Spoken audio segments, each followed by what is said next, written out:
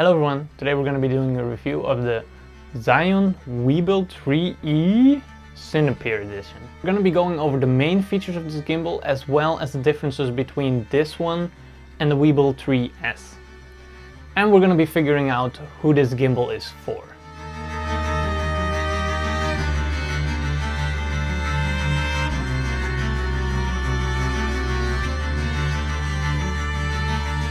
So we're going to be going over the basic features of this gimbal. This gimbal has the features like all the other gimbals where you can lock the axis when you're not using them. So when moving from set to set you can keep the balance. It also has all the modes you would expect from a gimbal, so I'm not going to be going over them because they don't differ that much from other gimbals. It's a very compact gimbal, making it perfect for you to travel around with. It's also very light compared to my other gimbal. I have a very big gimbal that is made for like a cine rig pretty much. And this is a very breath of fresh air when walking around with this in the park, for example. It has great battery life that goes up to 10 hours according to Zhiyun. I've tested it. I could get around 9.5 hours out of it, but it probably depends on how much you're loading it with and how well you can actually balance the gimbal. In a real shooting situation you would obviously never reach this limit. You wouldn't be constantly using it under strain. Like any other gimbal, it has a little screen where you can see everything, as well as a record button. Now what is very nice about this is that it's connected through Bluetooth to your camera instead of a little cable. This means the cable won't get in the way of your camera when it's moving around and you're trying to get the shot. And that's a lot easier, although it drains some battery life out of your camera because you will have Bluetooth enabled. Now obviously shooting vertical has become somewhat of a norm for videographers, sadly. I prefer horizontal, but you do need to shoot it on set. And you do need to shoot it for clients very often. It's very easy to switch to portrait mode actually. And I really think this gimbal is made to be used in portrait mode instead of horizontal mode. So it very much puts a preference on that because of how much more user-friendly it is when it's in vertical mode. Although it's the same as any other gimbal in horizontal mode obviously.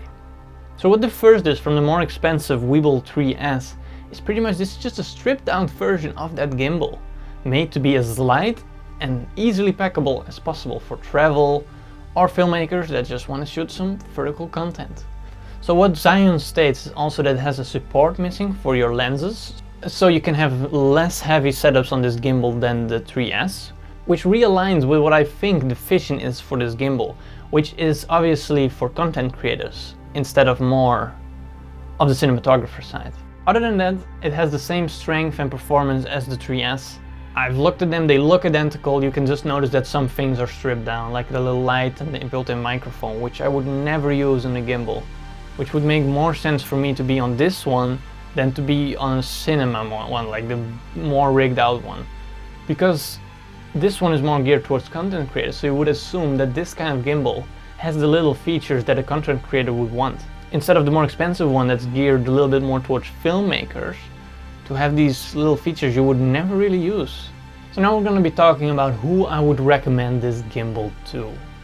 So as a full-time cinematographer that works with a heavy FX3, with a heavily rigged out FX3, and actually I mostly shoot handheld, but when I do shoot on the gimbal, I notice this gimbal won't really be my pick for a big setup.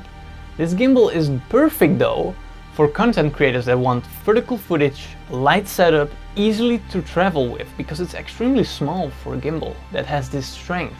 And it's also extremely user-friendly.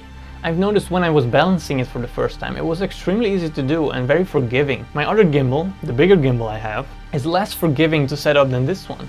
It actually needs more balancing and more fine-tuning to get right. So because of this, it's perfect for people who are beginners, who work as content creators, who shoot a lot of vertical content, and who travel a lot, because it's gonna save a lot of time setting up the gimbal because it balances so well. So as a conclusion to this video, I'm gonna keep it basic like this whole video really is. If you're looking at getting this gimbal and you know you're in the target audience for this gimbal, you have a light camera, doesn't even have to be light by the way. I'm using an FX3 with a cage around it and a microphone and everything, and it worked. It worked perfectly, it could handle it. But if you're in the market for something that's versatile, quick to set up, light, small to travel with, has great performance in vertical mode, this is the gimbal for you. It's going to be a great companion for you along the way of making your content. Now the main thing I want to end on here is pretty much the price to value ratio. It has an extremely good price to value ratio actually. It's quite cheap, it's very affordable for what it is. It has the same strengths as my bigger gimbal, pretty much, just smaller and more versatile for vertical shooting. And because of that price point, it's great. The price should be here on the screen right now. I don't know. Anyways, if you're interested in getting it, the link to the gimbal is in the description. It's an affiliate link, so you would help me out greatly by using that one if you're planning on getting it.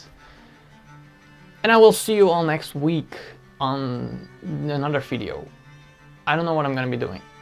I have a lot going on, I have a lot of work to finish, so I'm gonna be improvising, going a little bit off the script of normal videos, and I'm gonna make it very straight to the point.